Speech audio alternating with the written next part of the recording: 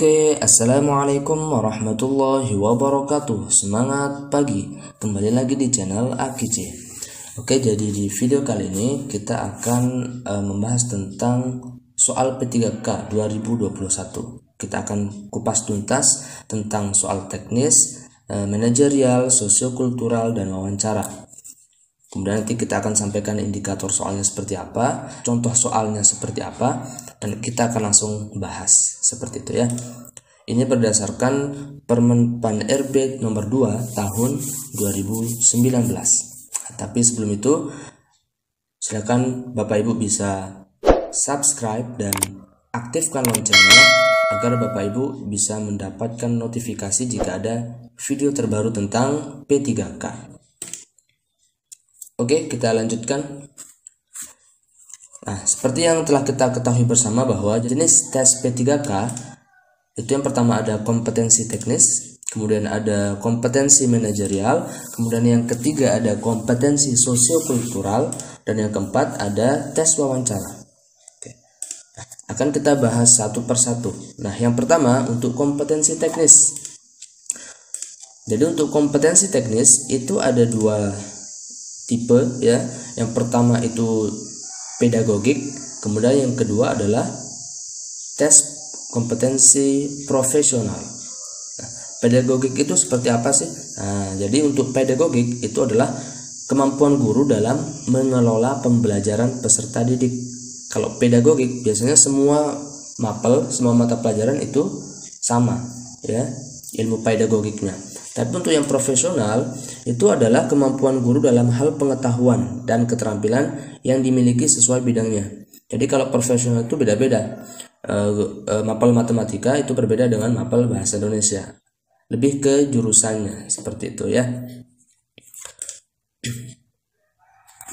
Oke, kita langsung ke contoh soal dari pedagogik. Nah, ini ada sebuah soal. Gaya belajar peserta didik dalam suatu kelas itu sangat beragam. Ada yang visual, auditori, dan kinestetik. Namun, kegiatan pembelajaran selama ini masih banyak yang konvensional klasikal. Konvensional klasikal itu maksudnya yang biasa ya, yang guru menjelaskan di depan, kemudian siswa hanya menerima.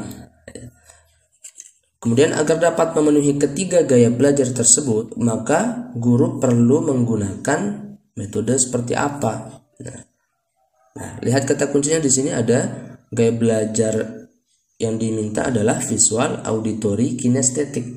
Nah, kita lihat opsi yang pertama. Menggunakan program audio, buku, dan modul. Oke, audio masuk auditori, gitu ya. Auditori itu apa? Auditori itu ini dulu. Visual itu penglihatan gitu ya. Kemudian auditori pendengaran, kemudian kalau kinestetik itu pergerakan, ada gerakannya. Nah, sehingga kalau yang option A ini ada yang kalau audio oke, betul, buku dan modul ini termasuk visual. Tapi kinestetiknya tidak ada, maka kurang tepat untuk option A. Kalau yang B, media komik pembelajaran, tanya jawab dan buku. Nah, yang kurang di sini apa? Yang kurang di sini adalah kinestetiknya juga ya, kinestetiknya tidak ada. Kalau yang C, modul, buku, dan PowerPoint. Nah, ini malah hanya satu saja gaya belajarnya, yaitu visual, modul, buku, dan PowerPoint. Kalau yang D, metode ceramah, diskusi, dan tanya jawab. Ini masih yang belum ada adalah kinestetik. Nah, kalau option E, media video, audio, dan percobaan. Ini baru lengkap. Video itu adalah visual, audio itu auditori, kemudian percobaan itu kinestetik karena ada aktivitas di dalamnya, percobaan gitu ya. Ada pergerakan, sehingga jawabannya adalah option E. Nah, jadi kira-kira seperti itu bentuk dari contoh soal pedagogik. Nah, kemudian untuk yang contoh soal dari profesional, ini saya ambil untuk soal matematika karena kebetulan saya guru matematika ya. Perhatikan gambar berikut. Nah, ini jika luas daerah yang diarsir 20 cm persegi, luas segitiganya, maka luas daerah yang tidak diarsir. Maka untuk memperoleh luas daerah yang tidak diarsir itu kita harus tahu luas persegi panjang ini kan gitu ya. Ini ukurannya tidak ada, tapi di sini ada tanda. Ini anggap satu satuan, 2, 3, 4 dan seterusnya. Sehingga di sini ada 2 satuan alas dari segitiga ini. Sehingga panjang dari persegi panjang ini adalah 6. 1, 2, 3, 4, 5, 6. Kan gitu ya. Nah, kita anggap ini, kita beri nama ini adalah T ya, lebar dari persegi panjang itu adalah T. Maka yang pertama harus kita cari dulu adalah nilai T ini. Ya, dari mana? Dari luas segitiga. Rumus luas segitiga kan setengah kali alas kali tinggi. Alasnya 2, tingginya adalah T. Sehingga kita temukan T sama dengan 20. Ini coret kan gitu ya. Nah, setelah ketemu T sama dengan 20, maka ketemulah luas persegi panjangnya, yaitu 6 kali 20. Ketemulah 120. Luasnya tidak diarsir, berarti luas persegi panjang itu dikurangi dengan luas yang diarsir. Yang diarsir sudah diketahui 20. Sehingga 120 dikurang 20 sama dengan 100. Jadi jawabannya adalah B. Nah, itu kira-kira untuk yang contoh soal profesional, dalam hal ini adalah matematika, gitu ya. Lanjut ke tes berikutnya, yaitu tes manajerial. Indikatornya seperti apa sih? Jadi untuk tes manajerial itu adalah kemampuan yang dimiliki oleh seorang guru dalam mengelola kelas dan sumber daya yang ada, khususnya sumber daya yang ada pada siswa, gitu ya. Contoh nih, langsung kita lihat contoh soalnya. Alfi adalah siswa yang pendiam dan memiliki prestasi akademik yang rendah, namun memiliki bakat yang sangat baik di bidang seni musik. Nah, sebagai guru, saya menghadapi siswa seperti Alfi itu dengan cara seperti apa? Nah, ingat ketika kita menjadi guru bahwa yang harus kita lakukan adalah menyeimbangkan kedua-duanya antara prestasi akademik dan non-akademik. Dalam hal ini Alfi dia memiliki bakat seni musik. Nah, jadi itu kata kuncinya. Sehingga kalau kita lihat option yang pertama, option A, hanya fokus mengembangkan bakat musiknya saja. Ini kurang tepat ya, karena harus seimbang. Yang B, memberikan tugas yang lebih banyak dari yang lain untuk meningkatkan prestasi akademiknya. Kurang tepat juga karena ini belum berimbang. Ini lebih condong ke akademik kalau yang B. Kalau yang option C, membimbing Alfi untuk meningkatkan prestasi akademiknya disertai bakat musik agar berkembang secara optimal. Nah, ini baru betul karena seimbang antara prestasi akademik dan bakatnya dikembangkan secara optimal. Kalau option D, membiarkan saja, ini malah lebih parah lagi karena siswa tidak mungkin bisa dibiarkan begitu saja, gitu ya. Sehingga jawabannya adalah C. Nah, jadi seperti itu. Itu untuk tes manajerial.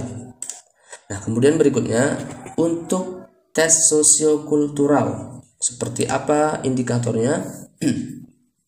Jadi tes sosiokultural itu adalah kemampuan mengelola hubungan kemasyarakatan yang membutuhkan berbagai keterampilan, kecakapan, dan kapasitas dalam menyelesaikan masalah yang terjadi dalam hubungan antar pribadi. Fokus ke hubungan antar pribadi. Nah, jadi bagaimana seorang guru bisa bersosialisasi dengan yang lain, gitu ya. Contoh soalnya langsung kita lihat. Nah, saya bersabar jika teman saya di tempat kerja suka sombong dan memamerkan barang-barang elektronik lainnya. Nah, jadi bedanya dengan tes manajerial ya. Ini berdasarkan pengalaman peserta tahap 1. Persis didapatkan seperti ini model soalnya. Jadi untuk tes sosiokultural itu option jawabannya tidak ada dalam bentuk kalimat atau pernyataan. Nah, jadi dari sangat setuju sampai sangat tidak setuju. Tinggal Bapak Ibu pilih yang mana. Nah, nanti akan kita bahas gimana tips dan triknya untuk menjawab tes sosiokultural agar mendapatkan nilai sempurna ya. Nanti di video selanjutnya.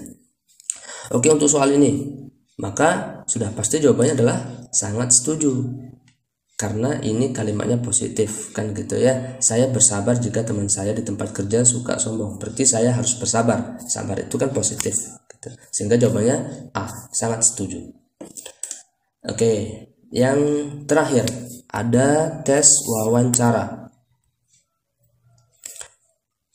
Seperti apa indikatornya? Jadi tes wawancara itu hal-hal yang berkaitan dengan karakteristik pribadi yang berkaitan dengan bidang teknis jabatan keguruan.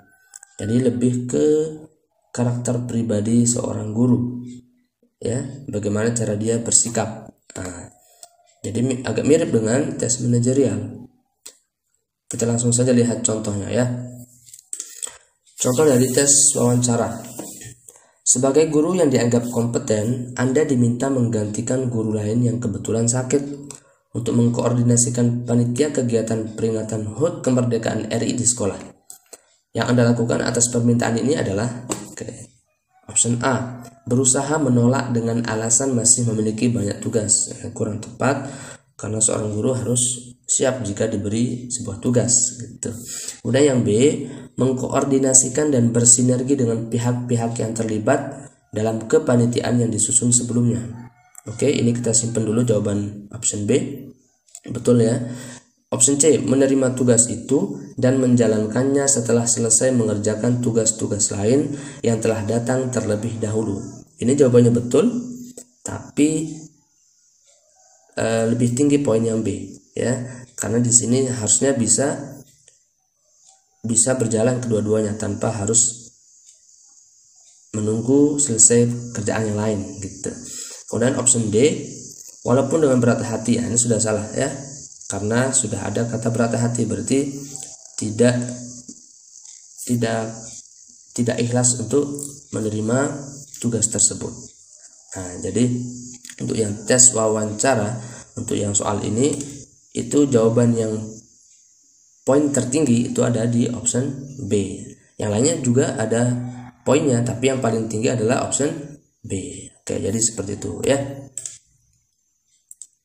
Oke, jadi itu dia video tentang soal dan pembahasan tes P3K berdasarkan pengalaman peserta tahap 1. Jika videonya bermanfaat, boleh di like, share, dan subscribe, dan sampai jumpa di video-video selanjutnya. Terima kasih. Assalamualaikum warahmatullahi wabarakatuh. Semangat pagi. Dan buat yang belum subscribe, bisa subscribe channel ini ya. Terima kasih. Wassalamualaikum warahmatullahi wabarakatuh. Semangat pagi.